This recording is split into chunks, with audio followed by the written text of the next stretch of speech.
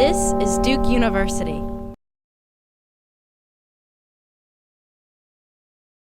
Welcome all to the lecture, Divided We Fall, Restoring Trust in Our Democracy, a 2016 Terry Sanford Distinguished Lecture. I'm Kelly Brownell, the Dean of the Sanford School of Public Policy, and it's my pleasure to welcome you here to our school. And on behalf of the school, I'm pleased to welcome you, all of you here for a very special lecture by Thomas W. Ross, Terry Sanford Distinguished Fellow and UNC System President Emeritus. Tonight's Terry Sanford Distinguished Lecture was endowed by a gift to the university from the William R. Kenan Jr. Charitable Trust in honor of the late Terry Sanford. Terry Sanford was governor of North Carolina, a U.S. senator, and president of Duke University from 1970 through 1985, during which time he established what is now the Sanford School of Public Policy. The purpose of the Sanford Lecture is to bring to campus, and I quote, men and women of the highest personal and professional stature to deliver a lecture to the Duke community.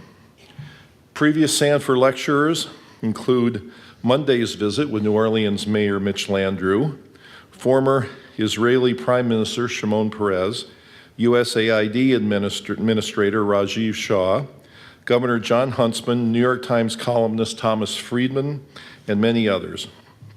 Tonight's talk is co-sponsored by Sanford's Policy Bridge and our program known as POLIS, the Center for Political Leadership, Innovation, and Service. We're very grateful that President Richard Broadhead is able to join us tonight to introduce our lecturer. President Broadhead is the 9th president of Duke University and the William Preston Few Professor of English. He is a scholar of 19th century American literature and a national leader in higher education. Since arriving at Duke in 2004, President Broadhead has focused on enriching undergraduate education and expanding Duke's financial aid environment, among many other things. Under his leadership, Duke has established the Duke Global Health Institute and launched the signature program Duke Engage, which gives Duke undergraduates the opportunity to apply their classroom knowledge in service to society, either in the U.S. or abroad. He's made globalization a major strategic priority for the university. He has engaged in a number of additional pursuits, and closer to home, he's a champion of the relationship between Duke and the city of Durham. Elected to the American Academy of Arts and Sciences in 2004, President Broadhead was named co-chair of the Academy's Commission on the Humanities and Social Sciences. The commission issued its report, The Heart of the Matter, in June of 2013. He served as a trustee of the Carnegie Corporation and received his Academic Leadership Award in 2013. Also in 2013, he was named a trustee of the Andrew W. Mellon Foundation. He holds 4 honorary degrees. President Broadhead received his undergraduate and PhD degrees from Yale University and had a 32-year career there. And 23 of those years we overlapped, and I can say with some certainty that he was a beloved figure on the Yale campus as he is here. He's written and edited more than a dozen books. He announced that after 13 years as Duke's president, he will be stepping down. So I'd like to turn the floor over to President Broadhead, who will introduce our guest.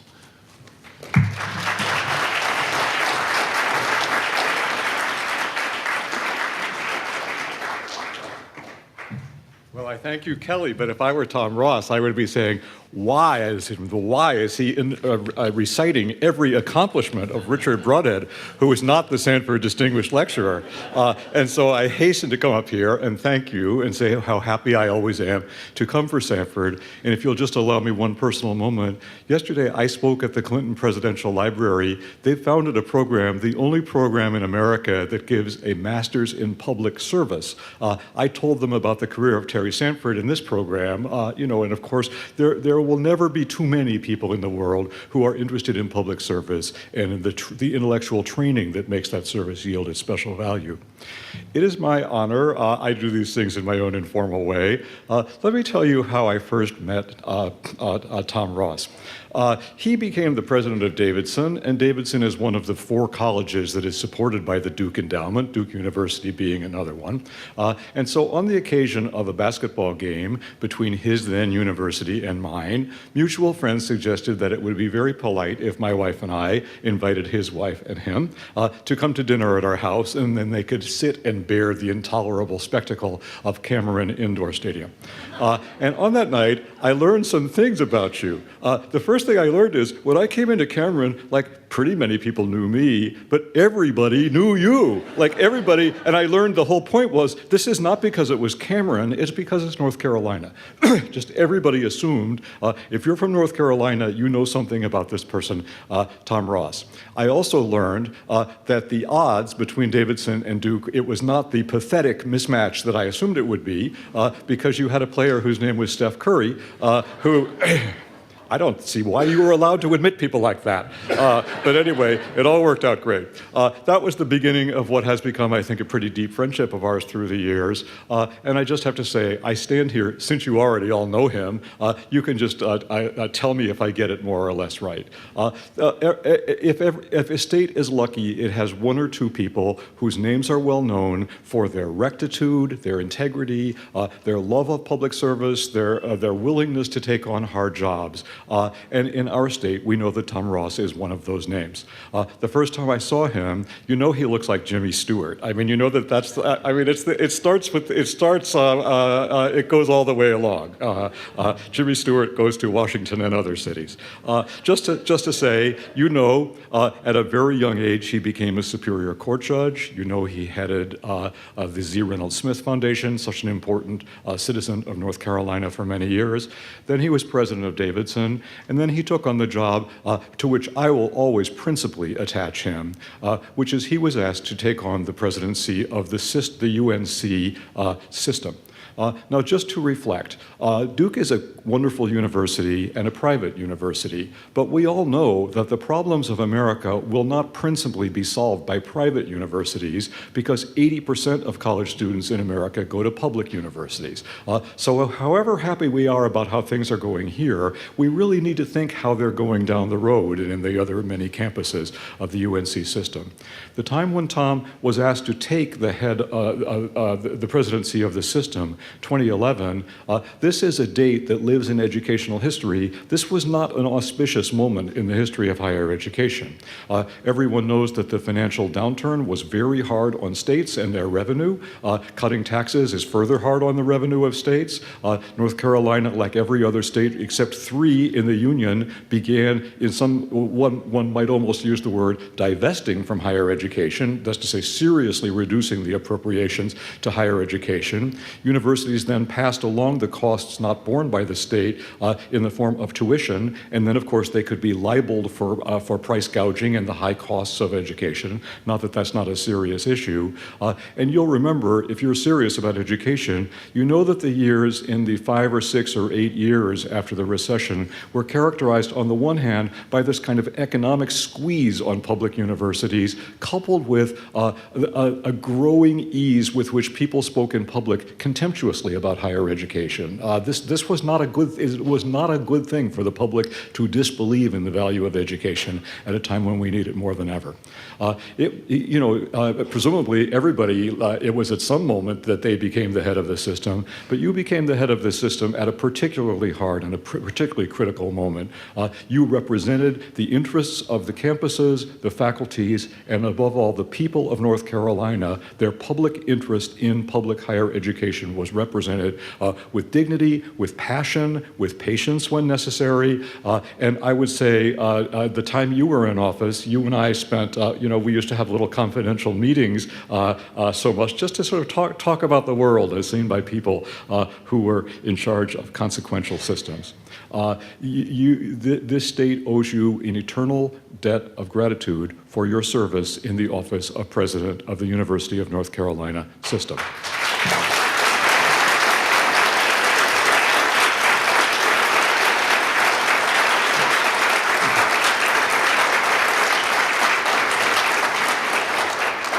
And I don't think I'm really exaggerating very much when I say when it came time to decide whether to have 5 more years of Tom Ross, Republicans admired you just as much as Democrats did. It's just that in a partisan world, it really seemed as if they ought to make a change. This is my own understanding of the matter anyway. And so it is that another course was pursued.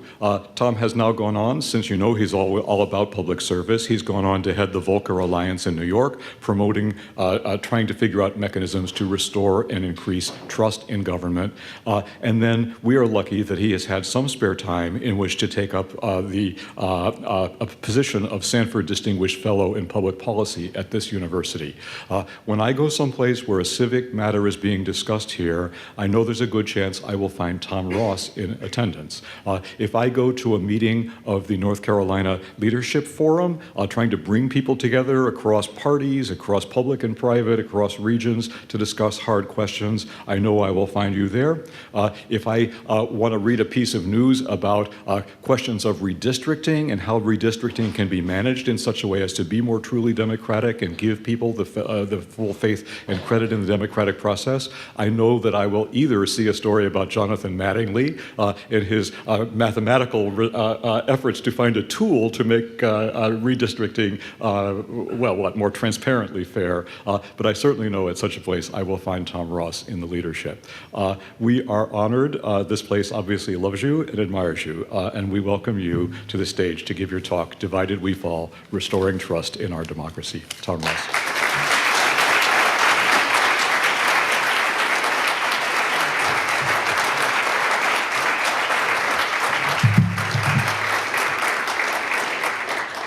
Thank you very much, President Broadhead. You left out the part that when we went to that game, my memory is that that Duke had a fairly good lead in the first half. And President Broadhead was calm and in his seat and in full control. Second half, things got a little bit closer, and Steph Curry started hitting a few shots, and it got down to about 5 or 6 points, and next thing I knew, he was up and screaming and yelling, and we used to meet relatively frequently, as he said, and it was always so that I could get his advice. Duke University has been extraordinarily fortunate to have Dick Broadhead as its president. When I read the news that he was stepping down, I thought, man, you know, it's amazing to me, first, that he's been here 13 years, but even more amazing, all he's accomplished in that time. And this institution owes him a great debt of gratitude. You got a little more work to do, so you can't leave yet, but thank you from all of us in North Carolina, and I know everyone at Duke deeply appreciates you and all you've done, so thank you.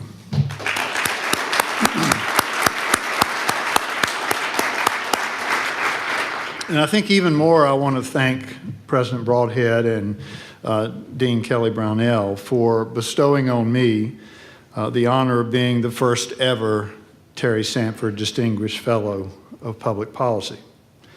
Those of us who were fortunate enough to know Terry Sanford, either as a lawyer or governor or U.S. Senator or president of Duke, or perhaps in several of those roles, we're all affected by his humble nature, his superior intellect, his common touch, and his statesmanlike greatness.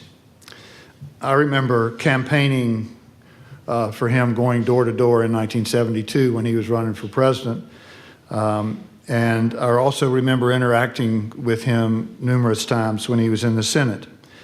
I greatly admired Terry Sanford and believe to this day that he was one of North Carolina's greatest public servants and leaders. As Judge Dick Phillips, one of his closest friends, childhood friends actually, and one of my mentors, said at his funeral, Terry, and I quote, took an oath when he was 12 years old and he kept it. It started out, on my honor, I will do my best to do my duty to God and my country. I took that same oath as a child, and so for me to be in a position that bears the name of Terry Sanford is extremely significant to me personally. And I'm deeply appreciative to both Kelly and to Dick for the honor. Thank you. I'm also grateful to all of you who are in attendance here at this lecture. I think I've given truly hundreds of public speeches in my career. And I'll be honest, I don't know that I've ever been more nervous or more intimidated than I am right now. And I mean that. I thought it was difficult as a non-academic when I had to prepare presidential inauguration speeches at my alma mater, both undergraduate and my graduate university. But this feels more difficult.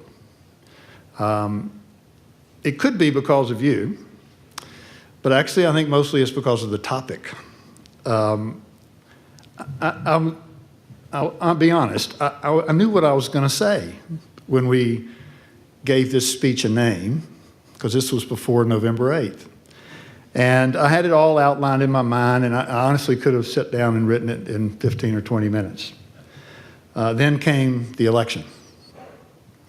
And though my wife, who is here, Susan, would tell you, along with maybe some others that I discussed the election with ahead of time, I had a pretty clear understanding and feeling about how it was going to come out. And I was right. But even with that, on November 9th, when I woke up, I confessed to being knocked a bit off center.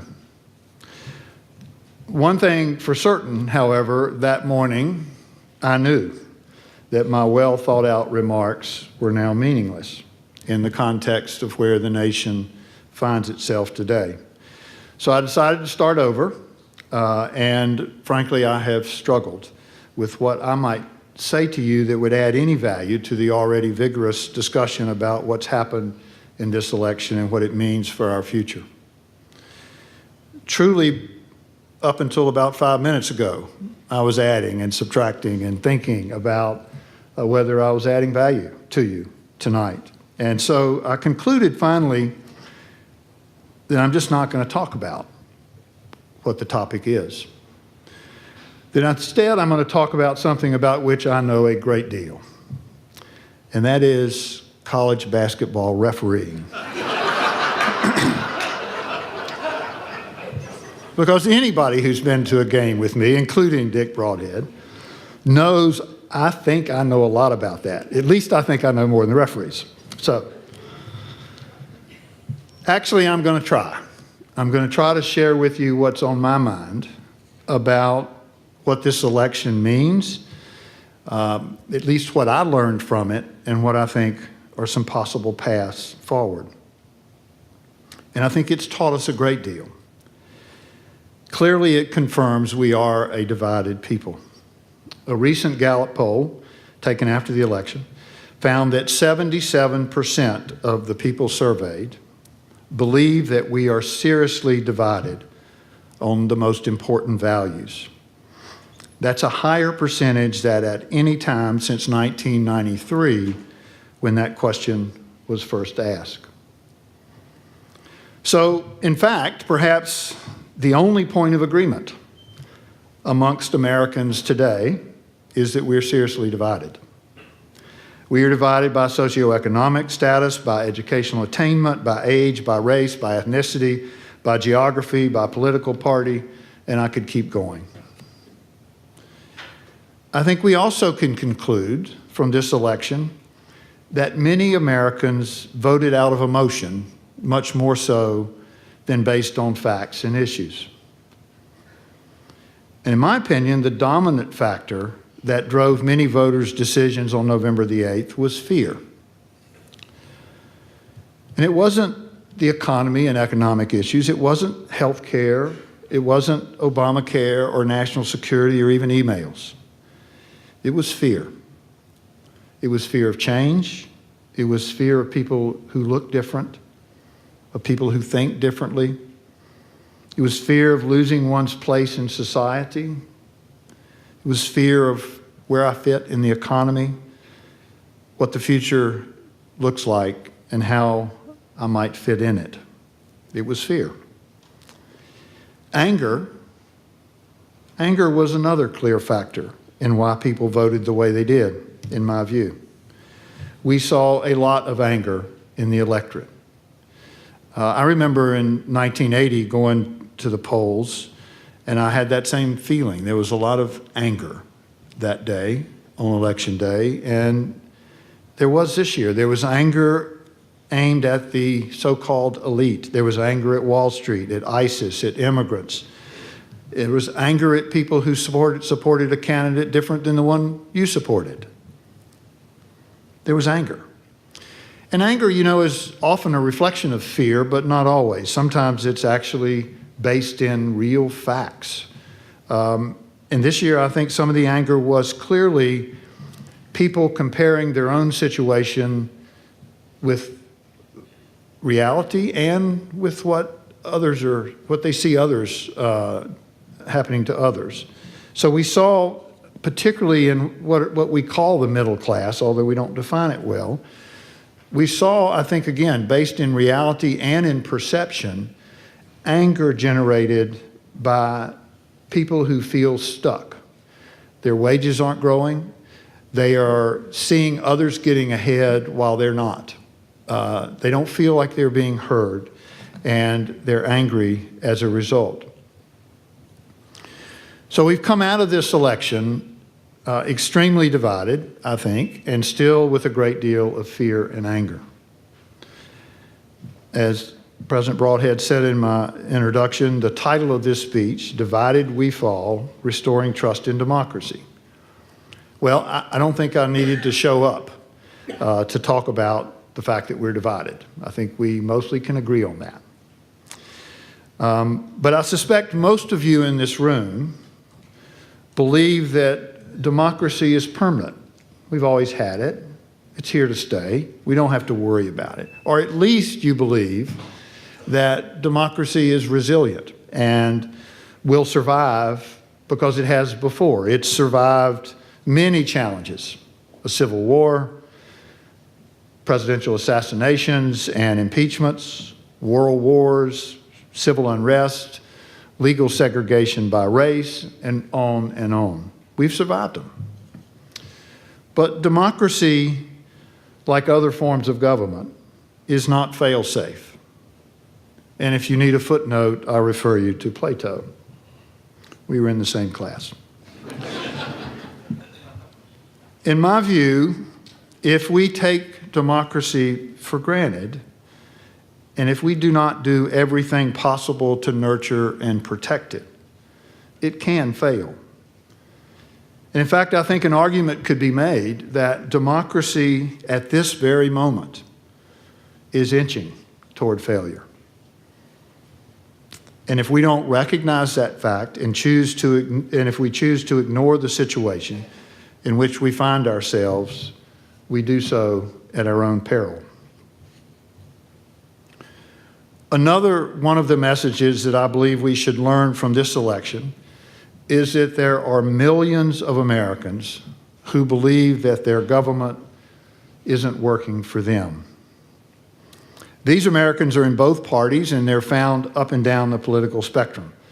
They're found among those who supported the president-elect, and they're found among those that supported Bernie Sanders or Hillary Clinton or the third-party candidates.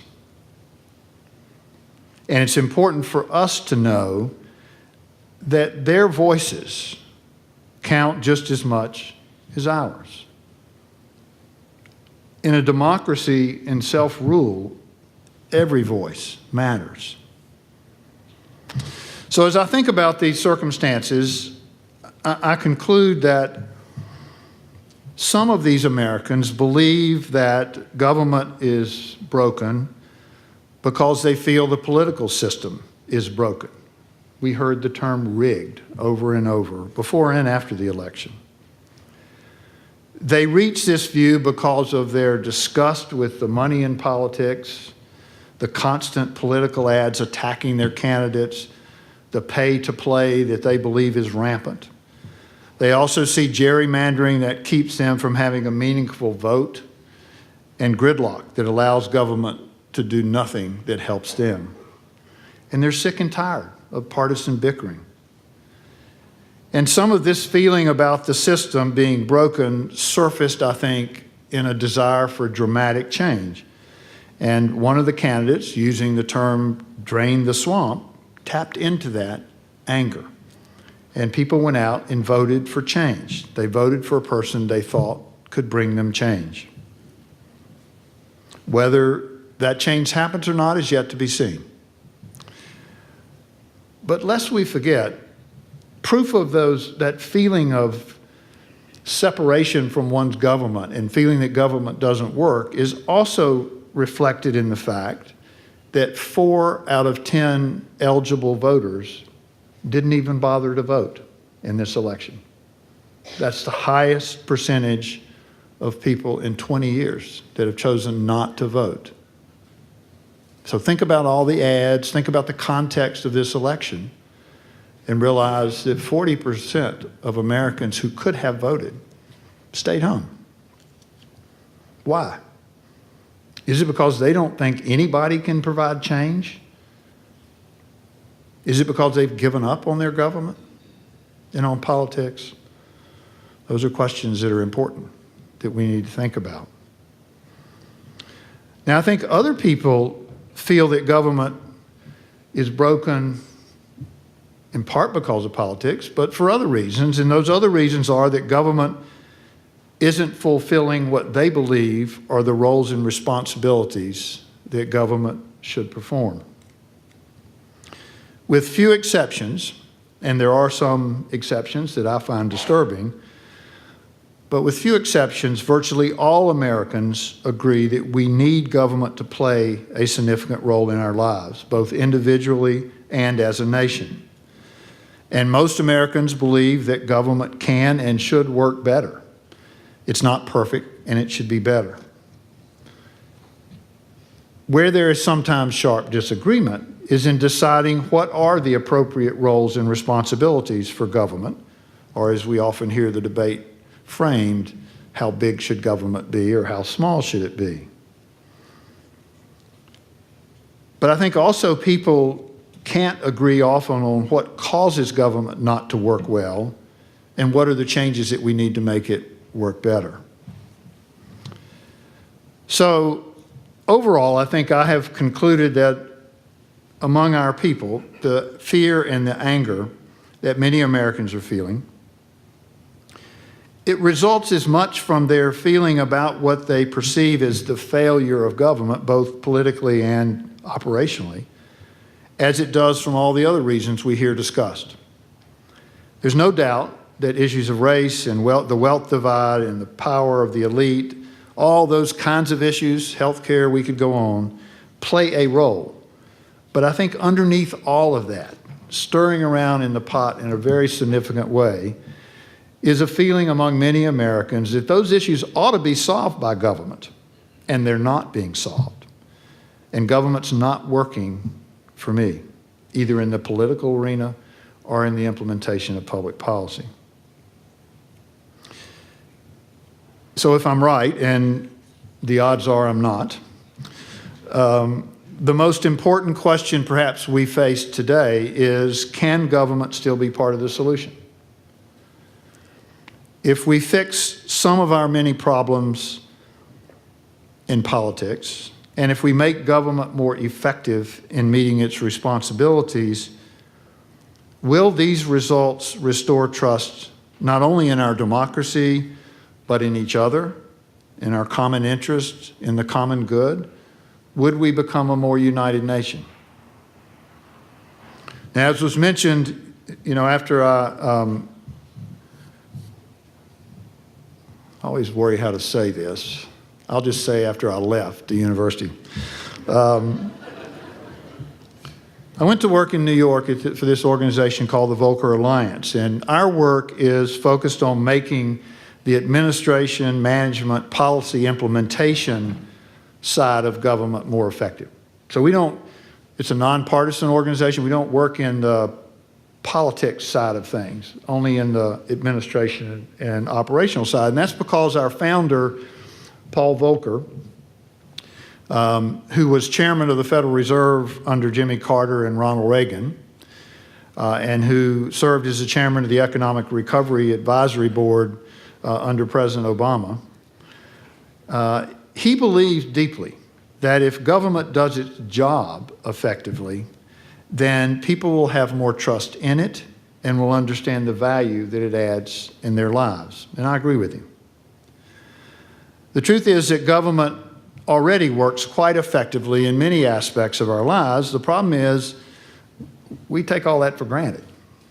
So I'm betting that when you wake up in the morning and at some point you flush the toilet, you're not thinking about your wastewater treatment plant and how it got there and who works there and how it's functioning, or the sewer system and whether it has leaks in it. You don't think about that. And when you eat your breakfast, I suspect that you don't worry whether your fruit was sprayed with some toxic cancer-causing chemical, or whether the bacon or sausage, if you're fortunate enough to get that, is contaminated by some improper meat processing.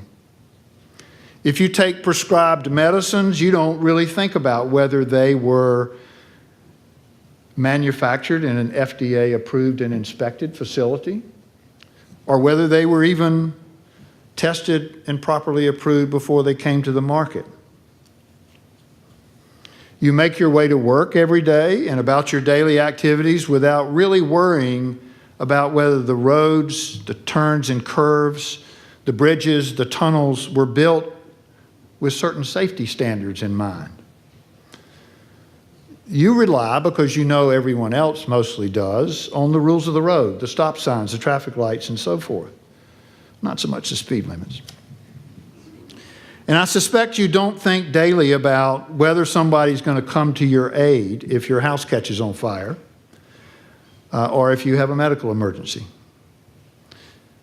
I also believe that you assume, for the most part, that our military and intelligence officials and law enforcement are protecting us to the extent possible from cyber attacks and other attacks. You don't think about the air traffic control system when you fly, or the safety requirements for toys with which your children or grandchildren play. So government works for us in many, many ways. And those of you who are as chronologically gifted as I am have seen the water quality in our rivers and lakes improve substantially since the 60s and 70s. Though we still have issues with water quality, and only you have to look as far as Flint, Michigan to see that, they've improved. Our air quality in this state and in our nation is far better than it was 40 years ago. Why? Because government has worked. It's worked through effective policymaking and regulation that has required or incentivized actions that have made things better. And perhaps when we get to the question and answer session, we can explore more about how good public policies are developed and enacted and what we need to do to make that happen even more in our future. So a great deal of what government does adds value and improves our lives. But we don't spend much time writing to governmental officials thanking them for being sure our trash was picked up, or the potholes were filled, or the Social Security check was delivered on time. Rarely do we read media stories about great public officials or recognize the talent that exists in our local, state, and federal governments, and there is a lot. Instead, what we talk about and what we highlight and complain about are the parts of government that need to be improved. And we all know government can be better in lots of areas, as I said earlier. And I'll just pick the justice system, one I know a lot about. I spent 17 years as a trial judge, and I will tell you that our system of justice is fairer and better than any in the world. But it isn't perfect. It makes mistakes, and it fails to deliver true justice to many. Our financial systems and the government regulations of that system, they're not perfect. The 2008 and 2009 financial meltdown and recent profit-making scheme by one large national bank remind us of that. There's still waste in government. We read about it in Medicaid and other programs. But there's also a lot of dramatic overspending in the private sector through contractors that work with government. And in most states, there's still a motor vehicle department. That was a joke. So government's not working as it needs to all the time. And at the Volcker Alliance, we believe that if we can help the government get better at its work, if we can highlight where it's working well, then people will begin to view government differently. They will realize that a strong, well-functioning government is critical to their lives, and that if we're truly to provide for the common defense, promote the general welfare, and secure the blessings of liberty, as the preamble to our Constitution requires, then we need a government that's effective and that works. It's not an easy task. People ask why I'm tackling it and how long it's going to take. And I usually think that, give me at least till the end of the year. I think we can, there is no end date. This is constant work on democracy and on our government. So right now we work at the state level, we work at the federal level. We're probably going to be expanding to the local level soon. We use a range of different strategies and techniques, including doing research and writing white papers, but we also do interventions that are designed to grow and enhance the government talent pipeline. We're trying to shine a light on best practices and bring attention to practices that need attention and improvement. We also directly intervene on occasions when asked to do so to assist in solving particular problems. And we're currently re-examining how we use our resources so that we can be even more effective. And if you have ideas for me, please share them. But assuming the Volcker Alliance fixes administration and the operational side of government to a state of near perfection, which I'm sure we will. Just assume that for the moment. We're still not out of the woods because we still have, in my view, a broken political system, and we've got to make it better as well. So my work here at Duke, as President Broadhead mentioned, and Kelly mentioned as well, is one aspect of the political side of government, and that is redistricting. And when I say redistricting, I refer to the requirement that we reapportion election districts for our legislature and Congress once every 10 years based on census data. So why focus on redistricting, you might ask, as opposed to money in politics and lots of other things? I believe it is the key to solving the most broken aspects of our political system. Specifically, I'm convinced that if we move to a nonpartisan redistricting system in all of our states in this country, that may be one of, if not the most important change we can make if we wish to preserve our democracy and make it work well. So why do I think that? Well, in my opinion, and in the opinion, frankly, of a lot of other people in both major political parties, and those who are not affiliated with either of those parties, nonpartisan redistricting leads to fairer districts in which voters have a greater voice and politicians must be more accountable. It's that simple. In a gerrymandered system, voters in the general election have little, if any, choice. And using computers, those in power have become exceptionally adept at drawing districts that are not competitive between the major parties. So that once a party nominee is selected, that person is virtually guaranteed election. So what happens?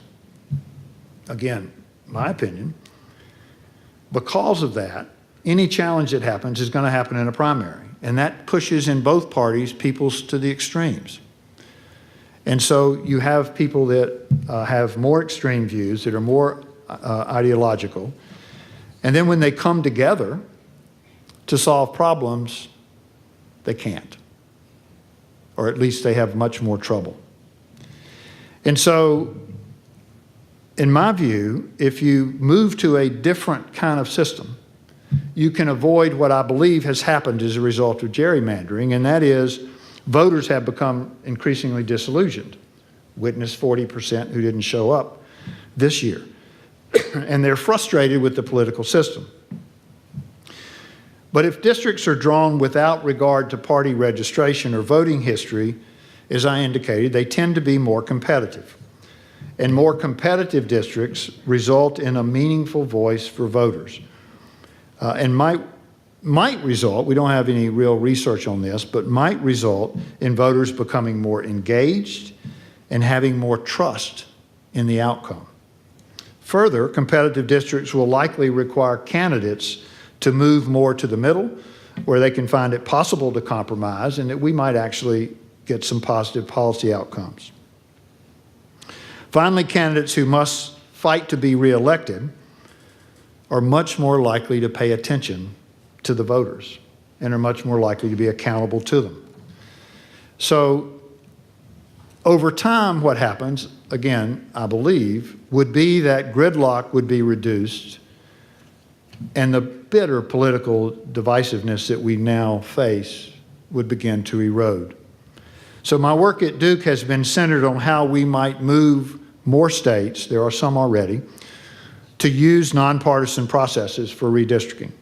And part of our effort is to educate students. That's the primary purpose. That's what happens at universities, in case you've forgotten. But part of it's also, frankly, to educate the public and policymakers about the importance of the issue. So let me just briefly tell you what we've done so far. I think one of the most interesting things we've done during the last year is run a simulation, which we did along with North Carolina Common Cause.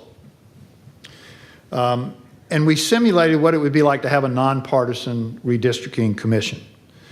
We decided to use judges, because if you look at polls, judges tend to be at least a little bit more respected as public officials than, say, legislators. And so we decided we'd find judges and respected North Carolinians that would agree to participate as this independent commission. So we had 10 retired justices and judges. Turns out 5 of them had been former Chief Justices of the Supreme Court. 1 had been an Associate Justice of the Supreme Court. 2 had been members of the Court of Appeals, including one who served for a long time as Chief Judge of the Court of Appeals, and 2 had been Superior Court judges. And 5 of those 10 had run for office as a Democrat, and 5 had run for office as a Republican. And we did that obviously intentionally so that it would be balanced. And we asked the jurists to take the criteria that are set out in a bill that has been introduced in the legislature. In fact, it passed the Republican General Assembly in 2011 in the House, but wasn't taken up by the Senate. And that bill simply requires that you draw districts that are contiguous, that are compact as possible, and you do it without considering party registration or voting history or incumbency, and you break as few county lines or other political subdivisions as possible. So our judges met 3 times and ended up agreeing on a map. And it's a map that, for most people who've seen it, they have determined that it was a map that looked much more compact, looked prettier than maybe the legislative maps. But also it was drawn, again, without taking into account partisan politics. And so we wanted to see, okay, well, what's the difference in terms of the outcomes that you might expect? So for context, let me say that the legislature drew a map in 2011 and drew another one in 2016 because the first one was thrown out by the federal courts. The most recent one, which was used in the 2016 election, one of the people who drew the map, one of the legislators, said publicly that the primary goal was to draw the lines in a way that would result in the most Republican districts. And let me pause right there for a moment and say something that I think is really important to understand. This is not a Democrat-Republican issue. They are both at fault because before the Republicans were in control, the Democrats were in control. And guess what? They used gerrymandering really well too. So this isn't a partisan issue, but this time they said, we want to maximize the number of Republicans.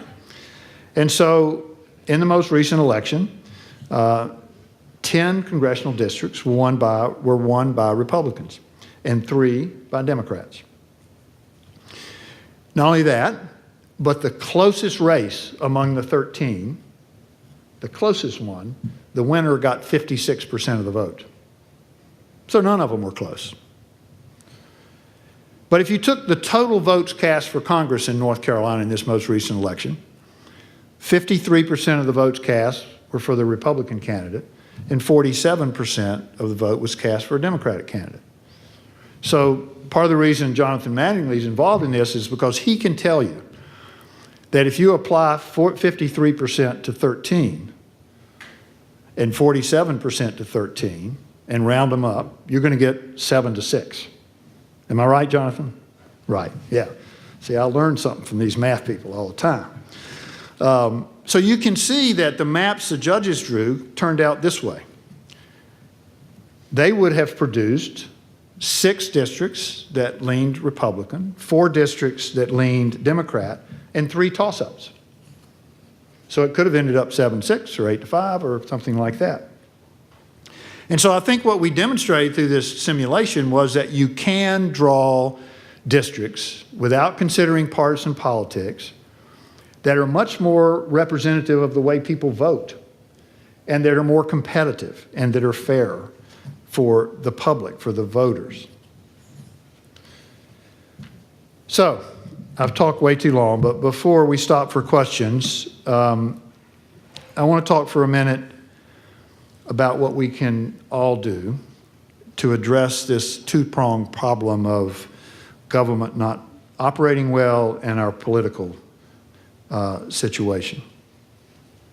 So first on the political side, I hope that all of you will pay attention to what we're doing here on redistricting and will do what you can to join in an effort to try to encourage North Carolina to move toward a nonpartisan redistricting process.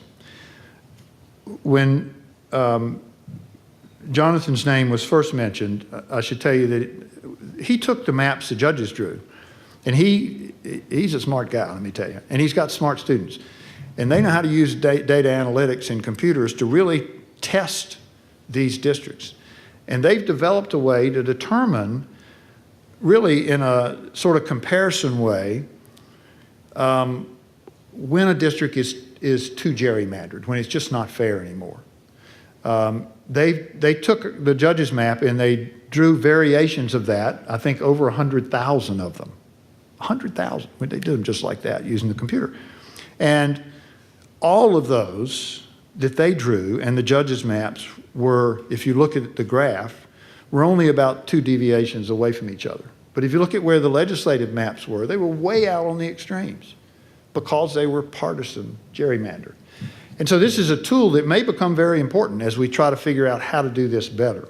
And so I thank Jonathan for his work and his students. They really did an outstanding job. But we're going to keep working at this.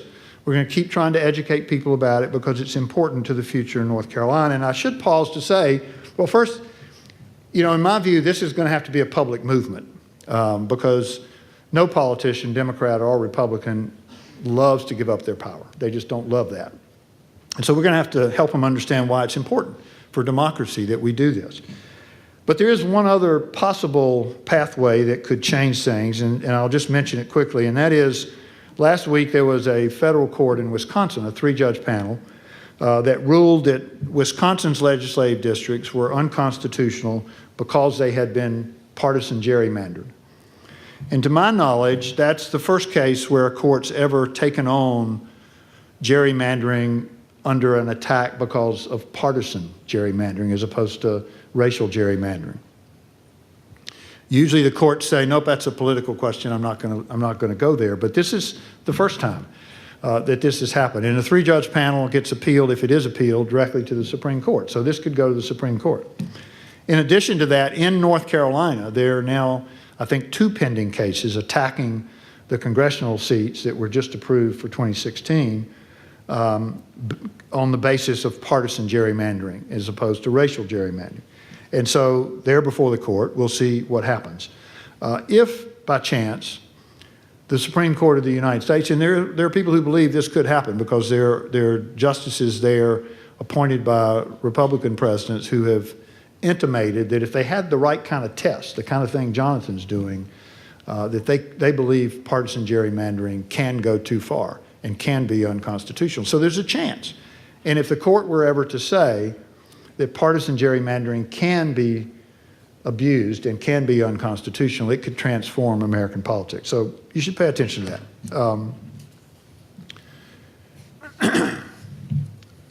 Now, I told you earlier, I've been writing up to the last minute here. And so today I had to add something else because it's been weighing on me for the last couple of weeks. And, you know, I grew up in this state, in this country, and I've voted in every election since I was eligible. And never have I really felt like the system didn't work, or that it wasn't fair, or that there was a lot of fraud or defects in the system. And, you know, there has been a lot that's happened since November the 8th. And there have been allegations at the national level, hacking, millions of voters voting illegally, immigrants voting, so forth. There have been statewide allegations about dead people voting in mass numbers and felons and so forth. And yet, if you look at the evidence produced about hacking or about illegal immigrants or about dead people or felons, there has been minimal, if any, evidence. Now, you can take different positions about this in terms of whether you think there was evidence or isn't evidence. But if there's not evidence, those allegations can do irreparable damage to democracy. Because when a country stops believing in its election, where are you? Look around the world where people don't believe in the vote. They don't believe in the election. Because oftentimes what follows next is revolt. And so this is dangerous territory. And we have to be sure that if we're going to say something about fraud, that we have evidence of it. By the same token, it's our responsibility to look closely to see if there are problems. And even if they're just perceived problems, we still got to look. And we got to figure out how to fix the system or make it more transparent so that people have confidence in it. They must have confidence in it. There are things we could do. You know, we could do periodic audits, right? I mean, we don't do that. We only look at votes afterwards if there's a demand for a recount. Well, look, we audit everything else. Why not audit elections to see if they really are working, if there really is a problem?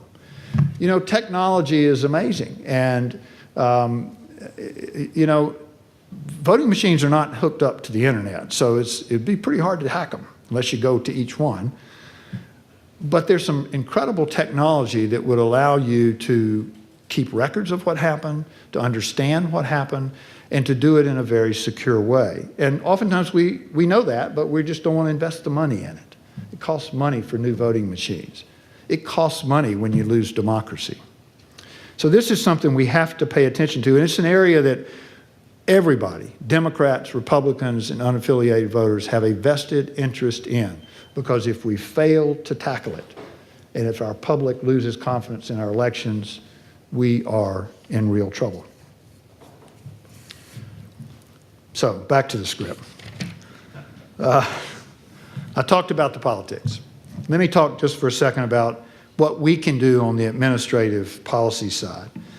And I think there, you know, this is almost a one-time, one-at-a-time thing to convince people. We have to remind our friends and family about the importance that government makes in our lives every day. You know, stop taking things for granted and think about it. Think about how government matters to us, because it does change your perception a little bit if you just give it a little time. And help people understand that it isn't free. Roads aren't free. Sewer systems aren't free. You have to invest in those. That infrastructure requires an investment. It's called taxes. We have to invest. We don't get the returns if we don't make the investment. So, and I hope you will also get involved in making government more effective. You all are smart people. You know, you can donate time and energy to help government, and you ought to, because it's an important part of your community, just like nonprofits. And we need talent, and we need people that are innovative and that have positive ideas for change, and we don't encourage them to come to government. So there are a lot of students here Students are, you all are the ones that can make this difference in government. So think about government as a place to go. Is the pay going to be as great as one of the consulting firms? Probably not. But is the difference you can make to your fellow citizens greater? Maybe. So think about how you can take your incredible minds and your innovative entrepreneurial spirits to government to make a difference. One more thing we can do is we can talk more. When I was in Greensboro practicing law, I was young, and I was part of this group called the Conversation Club. And we met once a month over dinner, and we talked about very important community, state, or national issues every month. Somebody had assigned the topic. And it was a diverse group of people. It was diverse racially, politically, age-wise, and it was wonderful for me. I learned an incredible amount. Today, all day, I spent upstairs with a group that Fritz Mayer and Paulus lead, and called the North Carolina Leadership Forum. And it's a group of people from different political backgrounds. Chuck Neely's here, other members of the group are here, Martin Eakes. Those people have sat together from different political parties and talked about some tough issues facing North Carolina, about how families take care of themselves. And what are we going to do about it? And we've looked at the minimum wage. We've looked at the earned income tax credit and all sorts of other policy issues. And we've done it in an incredibly civil environment, and respectful environment, and ideally fact-based environment. So there's nothing stopping you from having a conversation club once a month. But don't just invite your neighbors and your friends. You have to be serious about this. You have to invite people who aren't like you. And I would urge you to think particularly about people who don't have the same level of educational attainment that you do. That's a big divide in America. If you look at the outcome of this election, that's a big divide. Don't just include people who look like you or who think like you. You have to have diversity if there's going to be a meaningful experience, and it can be. And it can be an important part, and you can't wait till the election to start talking about it because there's too much emotion then. We owe that to democracy, don't we, to spend a little time talking about it and to our government? I think so. So we have to do it almost one person at a time. And, you know, if you don't want to have a conversation group, just find somebody to adopt, you know. Just adopt somebody, but adopt somebody who's completely different than you are. And meet with them, I don't care whether it's in a bar or where, and talk about important issues that are facing this country. So, I don't know why y'all came tonight. I really don't. I mean, I'm serious. I don't know why you're here. I bet some of the students are here because they were made to show up, you know. And I'm sorry for that if that happened to you. I apologize. But I suspect some of you are here because of the reception I'm keeping you away from.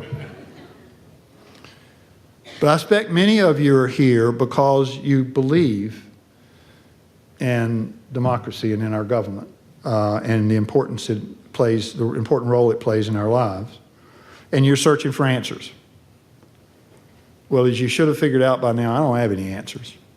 I got no miracle solution for you. What I can tell you is there's urgency here for action. There's urgency to do something. This is not something we can forget.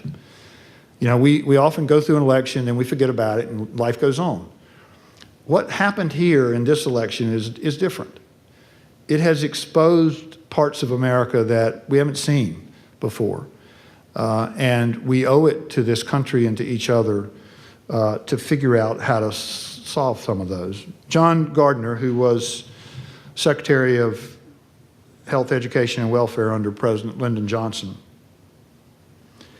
said in 1968 at a commencement speech at Cornell that the essential institutions of our society, particularly government and universities he was talking about at the time, were caught up, and I quote, caught up in our society, caught up in a savage crossfire between uncritical lovers and unloving critics. He argued that on the one side are people who so admired and so loved the institution, whether, again, it was our government or university, that they do everything possible to protect it. Everything possible to protect it, even from, as he called them, life-giving criticisms. He said they so smothered our institutions that, in his words, they were smothering them in the embrace of death. On the other side were, as he said, a breed of critics without love, skilled in demolition, but untutored, this is important, untutored in the arts by which human institutions are nurtured and strengthened and made to flourish. He warned that if institutions are loved without criticism, it brings stagnation, while criticism without love brings destruction. And I would contend that his warning is more relevant today than ever before.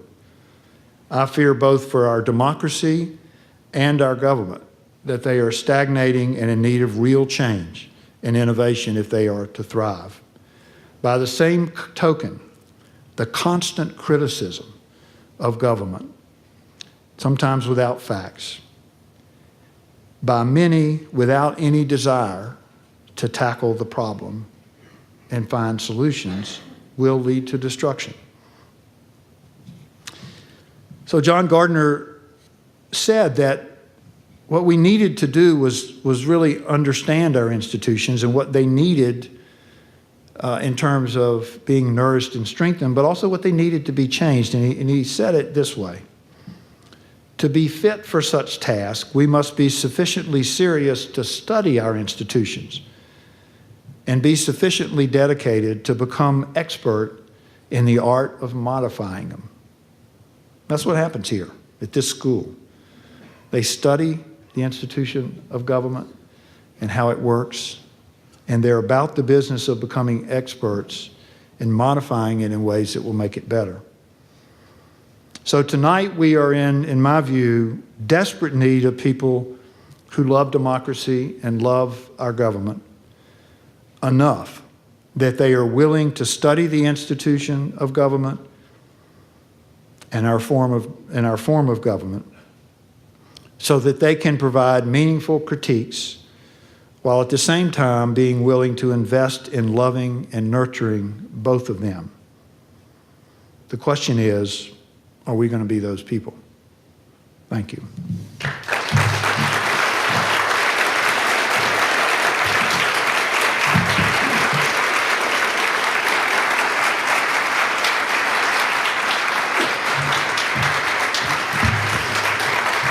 So, thank you very much. The first thing I'll say is thank you. The second thing is, boy, am I glad that's over. All right, questions. This will be more fun, I promise. Yes, sir. I totally agree with your thoughts about redistricting, but every decade the minority party presents a bill, and every decade several of them die. And I was aware of the Wisconsin decision, but I didn't know it automatically went to the Supreme Court. Well, only if it's appealed, so it'll have to be appealed. I assume so. Well, maybe not. I've heard some rumors that it might not be because the losing party is afraid it might be affirmed.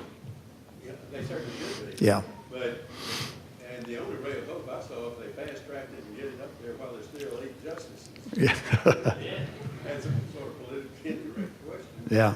So what are your thoughts on that? Well, as I said, there's at least one justice that was appointed to the Supreme Court by a Republican that you might naturally think would be against this, who's indicated if there was a test I could rely on that would help me draw the line, I'd be open to it. So I think there is an openness beyond what people would see as the normal 4-4 split. Regardless of who the 5th justice is, it might, or the 9th justice, it might still have a chance. I don't know if it'll be appealed. It is the test that was used in that is not dissimilar from what Jonathan has developed. It's slightly different, but it is a way of measuring sort of how bad the gerrymandering really is. There's always going to be a little bit of it and a little bit of partisan politics involved. The question is, can you draw your districts in a way that is mostly nonpartisan and really makes a difference to avoiding gerrymandering? Yeah. Yeah, so they would like for you to come to the microphone if you would before you ask your question. So yes. Yeah, thank you. So you mentioned Plato. I would add Aristotle, Livy, and Machiavelli as people who warned everybody that there would be times like this in every democracy. You talk about redistricting, but I think that the winner-take-all electoral system is really at fault. It only allows for two parties because nobody wants to vote for a losing party. And as it is, our society has far more perspectives than the two parties allow. So each party contains many more perspectives, and each has infighting, and one always wins, and that one right now seems to be the one descended from Ronald Reagan's government is the problem, and the starve the beast philosophy that grew out of that back in the late 1970s. So it seems to me, and to the political philosopher Robert Dahl, that proportional representation would be much better than winner-take-all elections. That would allow for third and fourth and even fifth parties. It would make people feel like their parties were actually representing their point of view. And it would probably lead to no one party getting a majority and forcing compromise between parties with different points of view. Yeah.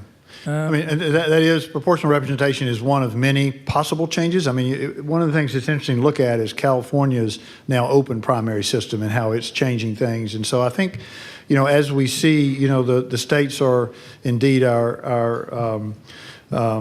the places where democracy is tested in many different ways. And so as we see what's happening in other places, I think it can help. I went to Canada for a meeting right after the election, and there was a big, long line at the security, and I couldn't understand why it was so long. And the guy in front of me was a Canadian citizen, and I asked him, I said, is it always this long here?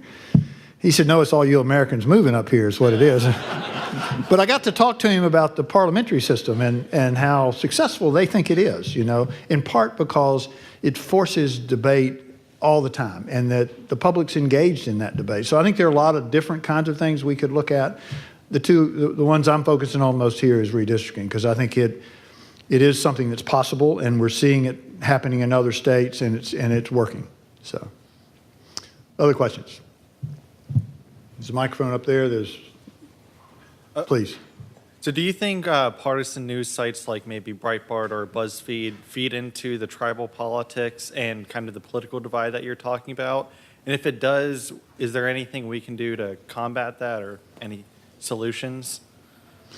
Yeah, I think that is a major difference in politics today, is that, when many of us in this room, as I look around, were growing up, there were three networks, and they all had their news at 6:30, and you could sit there and watch it. And then the thing I used to do was to watch them and then flip back and forth, and they'd have the same stories. They'd just be in different order, but you got the same news. Now people get their news everywhere, as we know. And, I think maybe less dangerous than, news organizations that have a particular political bent, because there are lots of them, and people know that, so they take it for what it's worth, for the most part. I think the more dangerous thing is the fake news, and the impact it can have before people really realize it's fake. Somebody showed me what allegedly was a Trump quote a couple days after the election, and I said, well, gee, that my first instinct was, why in the world didn't the Clinton campaign use that? And then I started thinking, well, probably because it's not true. But the point is, people can be sucked into that kind of thing through fake news, and I think that's in some ways more dangerous. Yeah. So, thank you. You probably have to go to the microphone. Yep. Yes, ma'am. Hello, my name is DeAndrea Newsome, and I truly enjoyed your lecture. I have a question, and I want to know, I understand your redistricting plan, but also, do you know, or how would you suggest engaging millennials? That is a wonderful question, and one I've given some thought to. So, look, this is, I think the question earlier that is right. There have been bills introduced in 89, 99, 09, I mean, it happens regularly, trying to change the system because there are a lot of support in both parties. And of course, when the Democrats were in control, the Republicans were pushing hard for nonpartisan redistricting. And then the Democrats were opposed to it. Then once the Republicans got in control, they were opposed to it, and the Democrats were for it, you know? So we got to let the people have a voice in this, I think. And so there are people who think we need to have a public movement for a constitutional amendment. But what we first have to do is make people understand how important the issue is. And that's where I think millennials can help so very much, because at least from my perspective, and I'm not a millennial, you might have noticed that, you know, that generation sees politics differently, and you know, they're not as partisan one way or the other. They're much more issue focused, and I think care more, frankly, about making democracy work. And so getting them involved and understanding how important redistricting is critically important. And of course, I also think I know most millennials, they learn and they gain their knowledge often from their friends and from social media. And so I think starting activity there, and that's again something that if somebody were to organize some sort of effort, that would be a critical piece of it. Okay, thank you.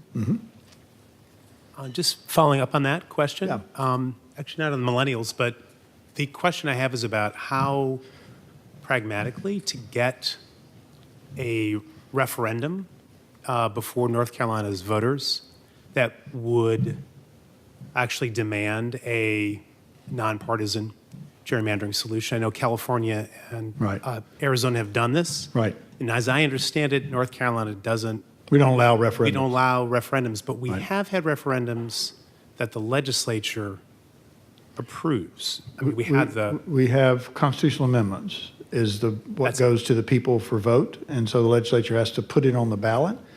So, as I said, I think one potential approach is to build public momentum for a constitutional amendment, but we don't have referendums. So, and in fact, most every state that has nonpartisan redistricting now got there because of a referendum. Right. Because the public is overwhelmingly supportive of this. All the polls show that. So I guess just on the strategic side, what is it reasonable or useful as a focus for the public movement in this state to try to get a constitutional amendment? Because that did come to a vote, so the it had to have a certain again, process. I think there's a lot of support in both parties. Right.